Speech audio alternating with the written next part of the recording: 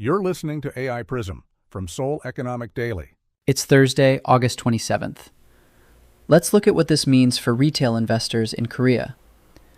Leverage product trading volume collapsed 90% just 3 months after launch. Retail money is rotating out of single stock bets and into broad index ETFs instead. Japan's dividend-heavy stocks show that payouts alone don't guarantee a higher share price. And a court fight over voting rights at Korea Zinc could shake up an upcoming shareholder vote. Korean regulators tightened rules on leveraged single-stock products after a wave of investor losses. At the same time, new rules requiring companies to retire treasury shares are pushing dividend and buyback policy into the spotlight. And a boardroom battle over Korea Zinc is heading toward a shareholder vote next month. Here's what the numbers show. Combined daily trading in the 16 Samsung and SK Hynix leveraged and inverse products fell to 84.29 billion won on Wednesday, down 90.4% from the 3-month average of 8.77 trillion won. Investors pulled 399.4 billion won from the Codex Samsung Electronics leverage product and 270.2 billion won from its SK Hynix counterpart over the past month. Tighter margin rules took effect last month, raising the minimum deposit to 30 million won in cash.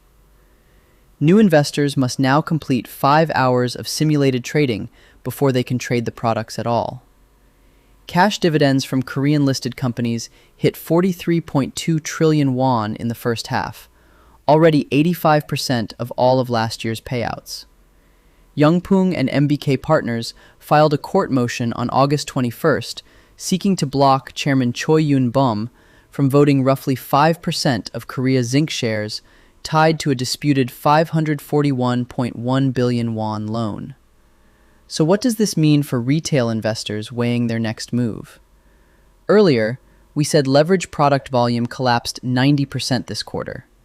Here's what that actually means for you. Single stock leverage products can lose value even after the underlying stock recovers, because daily resets create a compounding drag. If you're chasing dividend yield instead, Korea's own data show payout size alone didn't protect Japanese stocks from years of underperformance. Earnings growth did. That's today's AI Prism, retail investors. This episode was produced with AI assistance based on Seoul Economic Daily reporting and reviewed by a human editor. AI Prism is a Won IFRA award-winning series. We'll be back tomorrow. You've been listening to AI Prism from Seoul Economic Daily.